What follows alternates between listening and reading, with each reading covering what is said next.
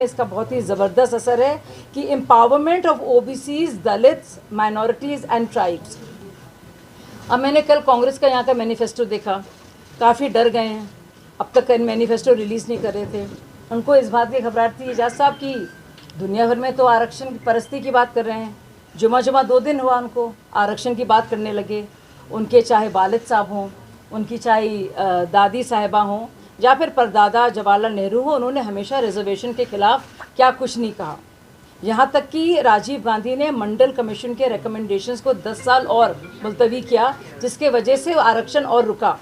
अब यहाँ पे जब सवाल पूछे जा रहे थे एनसी कांग्रेस के गठबंधन में, तो बहुत सी बातें हैं। पाकिस्तान के साथ मुज़ाकरात हों, LOC ट्रेड हो कि नहीं, एक संविधान एक निशान के तहत सब कुछ हो कि नहीं। लेकिन एक बहुत ज़रूरी सवाल था कि जो आरक्षण अब मुमकिन है हमारे वाल्मीकि समाज को, बकरवाल समाज को, उनको, और जो हमारे शरणार्थी साथी हैं पश्चिम पाकिस्तान से, उनके लिए क्या कुछ किया जाएगा। अब आप सोचिए कि अब उसके बारे में कल घबराकर मैंने देखा तो उसमें ज़िक्र था बड़े हल्के से कोने में कि जो OBC इसको देकर अब रिजर्वेशन हमारी सरकार दे रही है उसमें कोई रद्दोबदल नहीं होगा, वो इसके हिसाब से होगा। यानी बाकी सब चीज़ें NC के मैनिफेस्टो के हिसाब से होंगी, एब्रोगेशन वगैरह जो वो चाहते हैं, लेकिन इसमें थोड़े वो घबराए क्योंकि जाहिर है पोल खुल जाती। इसके अलावा जो जो काम हुए हैं 100 साल में उसका मैं आपको जिक्र करूंगी और उसकी डिटेल्स भी दूंगी। माफ़ कीजिएगा, जो जो काम 100 दिन में हुए हैं उसके बारे में आप और तफसील से बताएंगे। एक्सेसिबल हेल्थ केयर सर्विसेज, इसमें आप देखिए, इसमें अब पहली बार आयुष्मान भारत योजना में फ्री इंश्योरेंस था जो 5 लाख का जो प्रोवाइडेड था। अब इसमें अब ऑलरेडी 4.5 करोड़ फैमिलीज़ और 6 करोड़ एल्डरली सिटीजन्स उसमें आ गए हैं जो सीनियर सिटीजन्स हैं।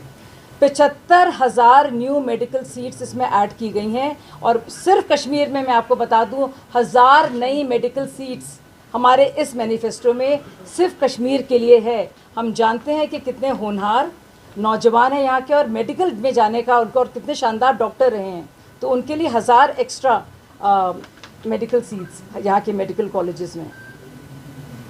उसमें बहुत सारी और बातें हैं, लॉ ऑर्डर है, गवर्नेंस लॉ एंड ऑर्डर है, एनर्जी सिक्योरिटी है, हाइडल इलेक्ट्रिसिटी प्रोजेक्ट्स उसके बारे में बताया। फॉरेन पॉलिसी, अब देखिए हमने लगातार देखा है क्या हमारे देश की फॉरेन पॉलिसी रही है। प्रधानमंत्री जी ने कहा है वो युद्ध में नहीं बुद्ध को मानते हैं। आप देखिए अगर यूक्रेन भी बात करता है या रशिया भी बात करता है, तो अगर कोई मध्यस्थता या मीडिएशन कर सकता है और बाकायदा ऐलान करके कहते हैं ऑफिशियली, तो उसमें हमेशा इंडिया और मोदी जी का नाम रहता है। आपने देखा एक बहुत ज़बरदस्त जो कॉन्फ्लिक्ट भी चल रही है, उसमें भी किस तरह से बहुत बैलेंस करके प्रधानमंत्री जी ने काम किया और कैसे रिलीफ लगातार भेजा भी है। जो मददगार लोग हैं, ज़रूरतमंद लोग हैं, जो ज़रूरतमंद लोग हैं। इसके अलावा आप देखिएगा, ये तो हमारी फॉरेन पॉलिसी है। और फॉरेन पॉलिसी जहाँ तक हमारी है, इसमें किसी भी तरह से, जिस तरह से दहशतगर्दी का ख़ात्मा हमने देखा है, बाकायदा ये 70% कमी उसमें आई है। किसी भी तरह से उसको ना इनकरेज होने देंगे और ना ही कभी भारत के ख़िलाफ़ जो सेंटिमेंट को बढ़ने देंगे। और अलगाववादी ताकतों का के लिए कोई जगह या कोई भी गुंजाइश कहीं नहीं है, ख़ास तौर से यहाँ की सरजमीन में, क्योंकि लोग माजी के अंधकार को भूलकर एक बेहतर खुशगवार मुस्तकबिल की तरफ बढ़ना चाहते हैं। तो ये सब बातें रहीं। आप लोग एजाज भाई से बात कीजिएगा और ये देखिए सिर्फ जम्मू एंड कश्मीर के बारे में, इस पूरे तरीके से जम्मू एंड कश्मीर के लिए क्या कुछ है। हमारा मैनिफेस्टो आपके पास है, लेकिन लोग लगातार कहते हैं, एजाज भाई ये सवाल आपसे भी पूछते होंगे कि हम लोग ने लोकसभा नहीं लड़ा, लेकिन ये कोई नहीं कहता कि हमने पंचायत के चुनाव कराए, DDC के चुनाव हुए हैं। और आप देखिए कि जो 19.16% 2019 में जो कश्मीर वैली ने देखा था परसेंटेज, वो बढ़कर 50.86% 2024 में हुआ है। तो ये है जमहूरियत की ताकत, और ये है प्रधानमंत्री मोदी जी का जो तसव्वुर है और क्या जो सोच है कश्मीर वासियों के लिए, यहाँ के बाशिंदों के लिए, यहाँ के गरीबों के लिए, ये उसका मैनिफेस्टेशन। इसके अलावा जो वायलेंस डिक्रीज हुआ है उसके बारे में आप तफसील से बताएंगे एजाज भाई, जो हम लोग फक्र के साथ कहते हैं हमारे लाल चौक के उम्मीदवार। बस एक सेकंड उनकी आइडियोलॉजी नहीं है लेकिन मुझे बड़ा फक्र है, हमारे साथ लाल चौक के कैंडिडेट हैं और इतना ज़रूरी और अहम दिन, प्रधानमंत्री जी की सालगिरह भी है, आप सब जानते हैं। और आज के दिन 100 दिन क्या कुछ किया है हमारे प्रधानमंत्री जी ने और क्या कुछ है आगे के लिए। तो ये ट्रेलर जो इसके जिक्र में करूँगी, सिर्फ 100 दिन में क्या कुछ कर पाए हैं हमारे प्रधानमंत्री, जो तीसरी बार लगातार देश के पीएम के तौर पर, प्रधान सेवक के तौर पर हैं। उन्होंने लंबी चौड़ी फहरिस्त हम सबको भी दी है, क्योंकि अब से लेकर 2 अक्टूबर तक सेवा के तौर पर हम लोग काम करेंगे। प्रधानमंत्री जी का यही एक उम्मीद है और यही एक गिफ्ट है जो हम उनको दे सकते हैं। तो खिदमत खल्क के लिए हम लोगों को काम करने के लिए कहा गया है। लेकिन मैं आप लोगों को बताना चाहती हूँ, देश भर में ये बात और ये पैगाम देना चाहती हूँ कि किस तरह से सिर्फ 100 दिन में हमारे प्राइम मिनिस्टर ने क्या कुछ किया। सबसे पहले मैं बात करूँगी इंफ्रास्ट्रक्चर डेवलपमेंट की, और 3 लाख करोड़ से ज़्यादा प्रोजेक्ट्स का 100 दिन में अप्रूवल दिया गया है। इसमें फिर से जैसा कि आप लोग जहाँ पे भी आपका तजुर्बा आपका है, आपको इस बात का एहसास है, रोड्स, रेलवेज़ और एयरवेज़ पे पूरी तरह से ध्यान है। मधावन मेगा पोर्ट महाराष्ट्र में, चाहे वो हो और चाहे उसके अलावा रूरल रोड स्कीम्स हों। इसके अलावा इंफ्रास्ट्रक्चर में आप जानते हैं बहुत सारी चीज़ें की गई हैं, लेकिन इसी दौर में आप सोचिए 100 दिन में, मतलब ये ऐसे उपलब्धियां हैं और अकम्पलिशमेंट्स हैं कि 70 साल तक लोग नहीं कर पाए हैं। और सोचिए 100 दिन का हाल है, तो ये ट्रेलर है। और आप सोचिए कि चाहे वो शिंकुला टनल हो या 8 न्यू रेलवे लाइन प्रोजेक्ट्स हों, जिसके तहत 4.4 crore man days of employment अभी से उसका अप्रूवल हो गया है और शुरुआत भी हो गई है। लाल बहादुर शास्त्री इंटरनेशनल एयरपोर्ट बनाया गया है और अप्रूवल उसका दिया गया है वाराणसी में। इसके अलावा बागडोगरा वेस्ट बंगाल में आप देखिए, और न्यू स्ट्रिप्स आप देखिए जो अगाटी और मिनीकॉय में है। ये बात आप सब लोग जानते हैं कि आज़ादी के बाद से पहले 70 सालों में जितने भी एयरपोर्ट्स बने थे, ठीक उतने ही एयरपोर्ट्स पिछले 10 साल में बने हैं।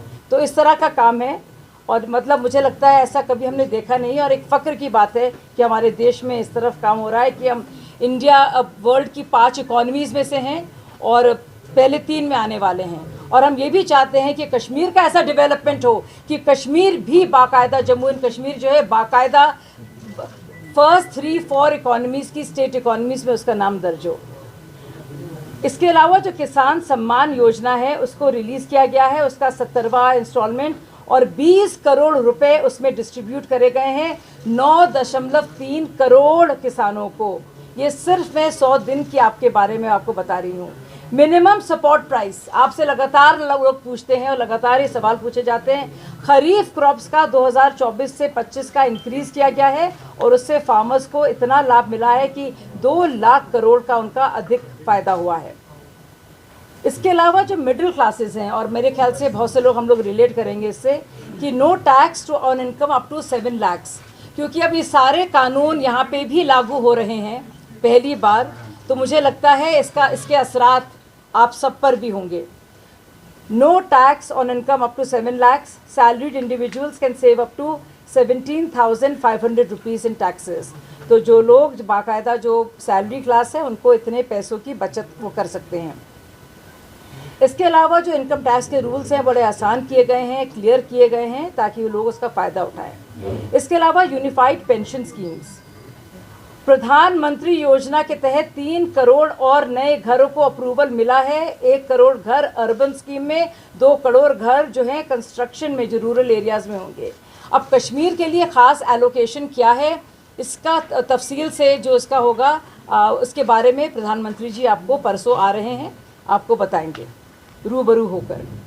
इसके अलावा फाइनेंशियल रिलीफ के तौर पर आप देखिए, चाहे हमारे स्टार्टअप्स हों, इनोवेशन हो हमारा, या 31% जो एंजल टैक्स था जिसके वजह से स्टार्टअप्स की शुरुआत में और शुरुआत करने में तकलीफ़ होती थी, आप देखिए किस तरह से उसको बढ़ाया गया है, मतलब हटाया गया है, माफ़ कीजिएगा।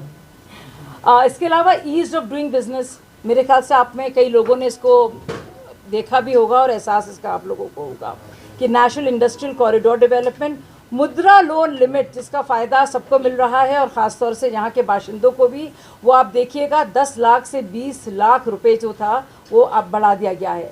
अब इसमें कितना एलोकेशन कश्मीर का होगा, ये सवालात आप पूछ सकते हैं और हक से पूछ सकते हैं। 2 lakh crore PM package announce किया गया है जो एम्प्लॉयमेंट को इम्प्रूव करने के लिए। और जब ये लगातार सवालात पूछे जा रहे हैं कि अनएम्प्लॉयमेंट और बेरोज़गारी को लेकर क्या कुछ हो रहा है, तो मैं बता दूं कि इन 100 दिनों में ही ऐसे फैसले लिए गए हैं कि 41 मिलियन यूथ को अगले 4-5 सालों में प्राइवेट सेक्टर के ज़रिए और स्कीम्स के ज़रिए उनको एम्प्लॉयमेंट दिया जाए।